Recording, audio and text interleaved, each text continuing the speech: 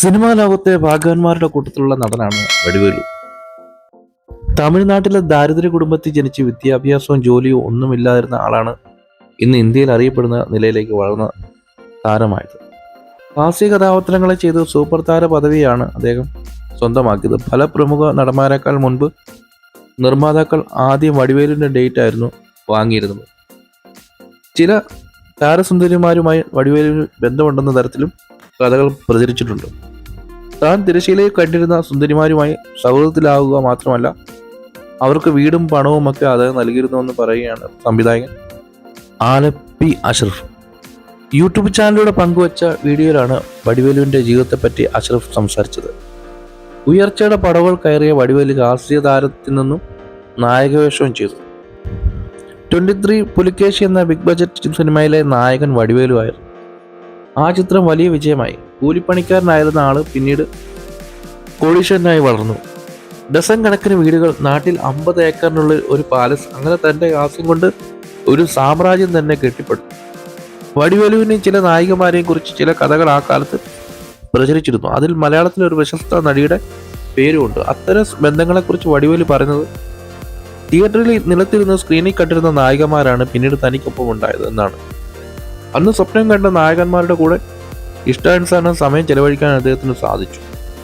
തൻ്റെ കാമുകന്മാർക്ക് വേണ്ടി എത്ര പണം ചെലവഴിക്കാൻ അദ്ദേഹത്തിന് യാതൊരു മടിയുണ്ടായിരുന്നില്ല.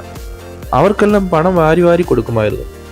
മലയാളത്തിലെ ചില നടന്മാരെ പോലെ മോഹന വാഗ്ദാനങ്ങൾ നൽകി പണത്തിന്റെ പേരിൽ സ്ത്രീകളെ പറ്റിച്ചു വിടുന്ന തറപരിപാടി വടിവേലുവിന്റെ നിഘണ്ടുവിൽ ഉണ്ടായിരുന്നില്ല. ചിലർക്കൊക്കെ വീട് വാങ്ങിക്കൊടുത്തു അവരെ സന്തോഷിപ്പിച്ചിട്ടുണ്ടെന്നും പറയപ്പെടുന്നു. ഇന്ന് തമിഴ്നാട്ടിൽ വടിവേലുവിനൊരു എതിർ ഗ്രൂപ്പ് ഉണ്ടെങ്കിലും അദ്ദേഹത്തിന്റെ അഭിനയത്തിന്റെ മുൻപ് എല്ലാം നിഷ്പ്രഭമാണ്.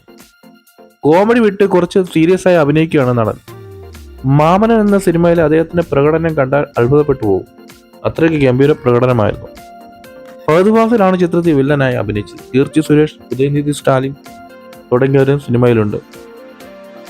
ക്ലാസ് മൂവിയായി നിർമ്മിച്ച ഇത്തരം കളക്ഷനിലും അല്ലാതെയും വലിയ വിജയമായി. വടിവേലു ഇനി കോമഡിയിലേക്ക് തിരിച്ചു വരിക എന്നത് വലിയൊരു കടമയാണ്. തമിഴ് സിനിമയിലെ കോമഡി രീതികളൊക്കെ മാറിക്കഴിഞ്ഞു. വിജയകാന്തിന് പുറമെ നടൻ അജിത്തുമായിട്ട് വടിവേലിന് ചില പ്രശ്നങ്ങളുണ്ടെന്ന് പറഞ്ഞു കേൾക്കുന്നു. എല്ലാ പ്രശ്നങ്ങൾക്കും കാരണം അദ്ദേഹത്തിന്റെ രാഷ്ട്രീയ പ്രവേശനം ആയിരുന്നു.